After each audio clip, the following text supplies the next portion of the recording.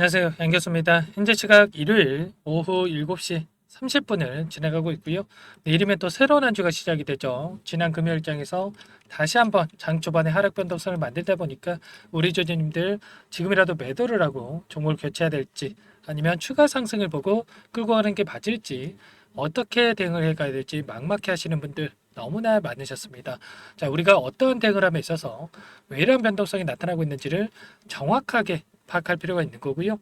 이 안에서 벌어지고 있는 수급적인 변화들과 앞으로 우리가 기대할 수 있는 재료, 모멘텀은 어떤 부분들이 있는지 상세한 분석을 통해서 대응 전략과 시나리오를 세두고 대응을 해야 우리의 소중한 투자금을 지켜내면서 계좌 수익 만들어갈 수가 있는 거예요.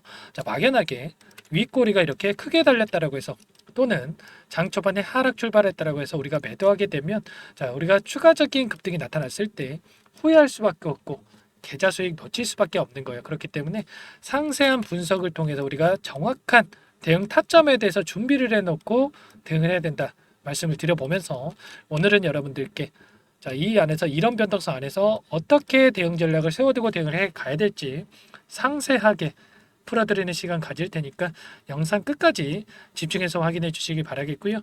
너무나도 긴급한 상황이 있기 때문에 지체하지 않고 바로 본론으로 들어가 보도록 하죠. 우리가 현재 시점에서 가장 중요하게 체크해야 될 부분 두 가지가 있습니다. 첫 번째, 재료의 연속성 측면에서 우리가 봤을 때 FDA 승인에 대한 결과물이 나타났고 그 이후에 기대할 수 있는 추가적인 모멘텀이 있을지에 대한 부분이 너무나도 중요하겠고요. 두 번째로는 수급적인 요인. 어떤 종목이건 간에 주도권을 가지고 물량을 장악하고 있는 이 주체들이 있고 흔히 말해서 세력들이라고 부르죠. 세력들의 수급적인 변화들이 어떻게 나타나고 있는지를 우리가 파악을 했을 때 단기적인 관점에서 효율적인 대응이 가능하다라는 거예요. 오늘 이 두 가지에 대해서 중점적으로 말씀을 드릴 테니까 눈 크게 뜨고 확인해 주시면 될 것 같습니다. 그럼 우선적으로 이슈 먼저 보도록 하죠. 보시면 머크사의 면역 감염제 키투르다가 비소세포 폐암, 피부암 임상 3상 시험에서 실패를 했다. 연구 중단을 했다는 소식이 있었습니다. 이렇게 되면서 경쟁사의 실패, 당연히 호재로서 작용할 수밖에 없고 주가 상승의 모멘텀으로 작용할 수밖에 없겠죠. 다만 이번 이슈로 인해서 급등할 겁니다. 이런 말씀을 드리는 건 아니에요. 더욱더 우리가 중요하게 체크해야 될 이슈가 있겠죠. 현재 점유율 1위를 기록하고 있는 아스트라제네카의 타그리소라는 약물이 있어요. 우리가 FDA 승인에 대한 결과물을 받아봤지만 만약에 타그리소에 대한 약물보다 효능이 뒤처진다? 그러면 점유율 확보에 실패를 하면서 그대로 끝날 수밖에 없는 거고요. 만약에 이 약물 대비해서 효능이 뛰어나다. 그러면 점유율 50%의 부분 그리고 회사 측에서 이야기하고 있는 7조 원에 대한 매출도 가능하다 이렇게 볼 수가 있겠죠. 빠르게 점유율을 확보하기 위해서는 가장 중요한 부분이 있는데 뭔지에 대해서 여러분들께 또 설명을 드려봐야 되겠죠. NCCN 가이드라인에 대해서 등재되는 부분이 너무나도 중요하다. 현재 여기에 1차 치료제로 이 타그리스라는 약물 혼자 독점적으로 등재가 되어 있다 이렇게 볼 수가 있겠는데 이 부분을 또 확인하기 위해서는 여러분들께서 NCC의 가이드라인 홈페이지에 여러분들 들어오셔서 로그인도 하셔야 되고 추가적인 내용을 또 확인하셔야 됩니다. 전부 다 여러분들 번거로우니까 미리 제가 다 해놨어요. 보시면 이 비소세포 폐암에 대한 NCCN 가이드라인에 대한 내용으로 보시면 되겠고 49페이지에 보시면 프리펄드 1차 치료제에 대한 약물 그리고 아들 레코멘드 2차 치료제에 대한 약물에 대해서 우리가 확인할 수가 있습니다. 여기에 오시머티닙이라고 해서 타그리소 약물에 대한 부분을 확인할 수가 있을 겁니다. 그러면 여기에 렉나자에 대한 병용요법이 들어간다라고 했을 때 이게 뭘 의미하는 거겠습니까? 환자들에게 최우선적으로 처방받을 수 있음을 의미한다고 볼 수가 있겠고요. 그렇게 됐을 때 약물이 비싸더라도 처방을 받을 수가 있다. 환자들이 복용을 할 수가 있다라는 겁니다. 그렇게 되면서 수익성은 보장될 수밖에 없고 좀 전에 말씀을 드렸다시피 점유율 50% 그리고 7조 원에 대한 매출 달성이 되면서 당연히 매출 성장에 따른 주가, 적정 주가의 주가가 수렴하는 이런 움직임이 나타날 수밖에 없다라는 거죠. 최소한 20조 원의 시총에 대해서 결과 달성 가능성이 굉장히 높다. 이렇게 볼 수가 있는 거예요. 이런 것처럼 우리가 여기에서 만족하고 끝낼 게 아니라 추가 상승에 대한 기대감을 가지고 목표가를 높여가면서 끌고 갈 필요가 있겠죠.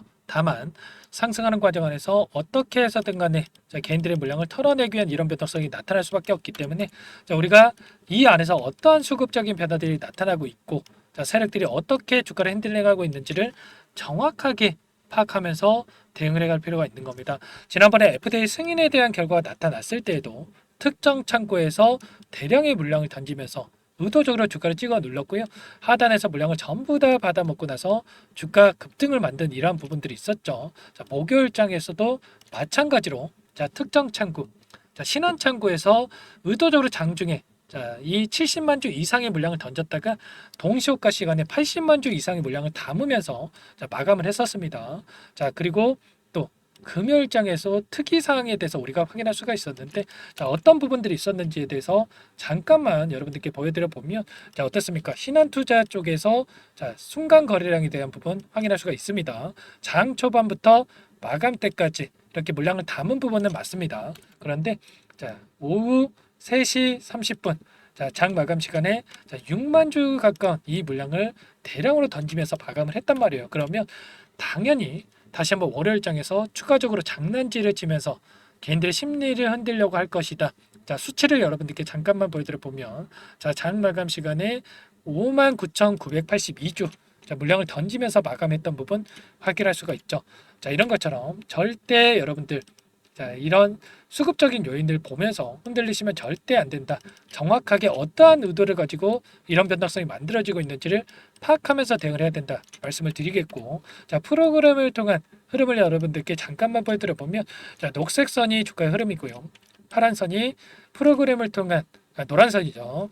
외인들의 순매수 흐름인데 장 초반에 물량을 던지면서 다시 한번 주가가 급락할 것처럼 변동성을 만들다 보니까 매수를 보였던 우리 개인 투자자분들 어떻게 합니까? 지금 나타나고 있는 흐름이 진짜인지 아니면 개인들의 심리를 흔들기 위한 의도되는 움직임인지 구분하기가 너무나 어렵기 때문에 매수 매도를 반복을 했던 부분 확인할 수가 있죠. 그러다가 다시 한번 주가 상승을 만들다 보니까 이거라도 챙겨야지, 이 수익 보존에 대한 심리가 너무나도 크게 작용하면서 대량의 물량을 던졌단 말이에요. 이 물량 누가 가져갔습니까?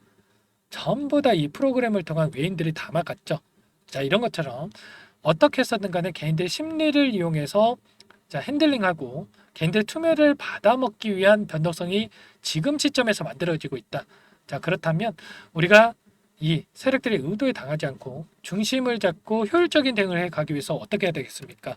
최근에 나타나고 있는 이 창구별 매매 동향이 어떻게 변화가 나타나고 있는지를 정확하게 파악할 필요가 있는 건데, 금요일장에서 어떤 움직임이 나타났냐면 JP모건을 비롯한 시티그룹, CLSA증권, 모건스탠리 일부 외인 창구 쪽에서 물량이 이탈이 있었고요. 키움증권을 통한 개인 투자자분들의 물량이 나온 부분 확인할 수가 있었죠. 반면에 UBS증권을 비롯한 HSBC, 노무라증권, 메릴린치 이런 또 외인 창구 쪽에서 물량을 담아간 부분 확인할 수가 있어요. 그러면 이들도 이들의 평단가에 맞게끔 추가적인 포트폴리오를 구성해가고 있다. 그렇기 때문에 우리가 막연하게 JP모건이 던졌다라고 해서 나도 매도해야지 이런 생각할 게 전혀 아니다라는 거예요. 우리도 우리의 평단가에 맞게끔 추가적인 대응 전략을 가지고 대응을 해 가야 된다 말씀을 드리겠고요. 키움증권을 통한 흐름을 여러분들께 잠깐만 보여드려 보면 어떻습니까? 일전에 FDA 승인에 대한 결과가 나타났을 때 엄청난 물량을 집어넣고 나서 여전히 물량을 보유하고 끌고 가고 있단 말이에요. 그러면 세력들 입장에서 어떻게 하겠습니까? 당연히 이때 너무나도 좋은 가격권에 들어왔던 이 물량에 대해서 지금 당장에 어떻게 해서든 털어내고 추가적으로 물량을 매집하기 위한 이런 변동성을 가져갈 수밖에 없단 말이에요. 그렇기 때문에 많은 분들께서 걱정하시는 것처럼 이 안에서 세력들이 전부 다 물량을 털고 나간 게 아니라 추가적으로 어떻게 해서든 간 물량을 매집하기 위한 변동성을 만들고 있다. 최근에 이 40거래일 동안의 돈의 흐름만 추적을 해보더라도 키움증권을 통한 개인 투자자분들의 물량 74만 주 이상의 물량이 남아 있고요. 그 뒤를 모건스탠리, 미래에셋, UBS증권, 시티그룹 이런 후발주자들이 뒤따르고 있습니다. 그러면 이 물량들 다시 한번 털어내고 추가적인 물량을 매집하기 위한 이런 변동성을 만들어가고 있다 이렇게 볼 수가 있는 거고, 최소한 우리가 이 모건스탠리 그리고 UBS증권 최근에 엄청난 물량을 집어넣고 있는 이 물량에 대해서 어떠한 변화들이 나타나고 있는지를 파악했을 때 효율적인 대응이 가능하다라는 거예요. 자, 이들의 평단가 어디 있겠습니까? 자, 이 10만 원 초반대에서 그리고 최소한 14만 원대에서 추가적으로 들어왔기 때문에 최소한 13만 원권에서 UBS 증권 평단가를 보유하고 있다 이렇게 볼 수가 있는 거고요. 모건 스탠리도 자 13만 5천 원 이 구간에서 대량의 물량을 집어넣었단 말이에요. 그러면 이 구간을 이탈했을 때는 우리가 분할 매수 관점에서 대응을 하는 거고 이들의 평단가를 넘어서는 시점에서는 분할 매도 관점에서 우리가 대응할 필요가 있다. 자 그렇기 때문에 우리가 상세한 분석을 통해서 대응 전략에 대해서 미리 세워두고 대응을 해야 소중한 투자금을 지켜내면서 계좌 수익 극대화해 갈 수가 있다라는 거죠. 우리가 막연하게 감으로 투자할 게 절대 아니다. 자 말씀을 드려보면서 여러분들만의 이 분석과 대응 전략 시나리오가 세워져 있지 않는다라고 한다면 추가적인 상승이 나타난다고 하더라도 수익률 극대화하기 어려우실 거고 다시 한번 하락 변동성이 나타났을 때 실수할 수밖에 없는 겁니다. 자, 이런 모든 내용들에 대해서 혼자서 대응이 어렵다 이러시는 분들은 전부 다 도움을 드리고 있으니까 요청만 하시면 됩니다, 여러분들. 자, 상단에 번호 나와 있죠? 010-4903-4619 제 개인 번호니까 이쪽으로 유한 이렇게 두 글자만 써서 문자 한 통 남겨 놓으시면 여러분들께 다시 한번 월요일장에서 변동성이 크게 나타났을 때, 자 신한창구에서 또다시 이런 장난질을 했을 때 아직까지 매수 못하신 분들께서는 매수 타점 관련해서 그리고 여전히 보유하고 끌고 가고 계신 분들께는 분할 매도 타점 관련해서 도움을 드려보도록 할 겁니다. 제가 항상 강조해서 여러분들께 말씀을 드렸던 게 어떤 종목이건 간에 점치 거놓고 상승만 하는 종목은 없죠. 자, 어떻게 해서든 간에 개인들의 심리를 흔들기 위한 변동성이 나타날 수밖에 없는데 우리가 이런 자리들, 자, 이런 자리들에서 분할 매수, 자, 분할 매도 관점에서 대응을 하면서 끌고 가야 불안하지 않고 수익률을 극대화해 갈 수가 있다라는 거예요. 이러한 타점 관련해서 전부 다 공유를 드려볼 테니까 자, 유한이라고 남기시고 나서 함께 수익률 극대화해 보시면 될 것 같습니다. 자, 어떤 분들은 또 이렇게 얘기하시겠죠. 네가 바닥인지 자, 머리 꼭대기인지 어떻게 하냐 이렇게 질문 주시는 분들 분명히 계실 겁니다. 그런데 좀 전에 제가 설명을 드렸잖아요, 여러분들. 자, 이 수급적인 변화에 대해서 우리가 체크를 하면서 대응한다고 하면 최소한 우리가 무릎에서 사서 어깨에서 파는 이런 대응이 충분히 가능하다. 제가 실시간으로 이런 부분들 체크하면서 대응을 하고 있으니까 여러분들 유한이라고 보내놓으시면 제가 꼼꼼하게 확인하고 나서 여러분들께 신호 드리면서 대응을 드릴 겁니다. 자, 여러분들 장 시작 9시 전까지 남겨놓으셔야 효율적인 대응이 된다.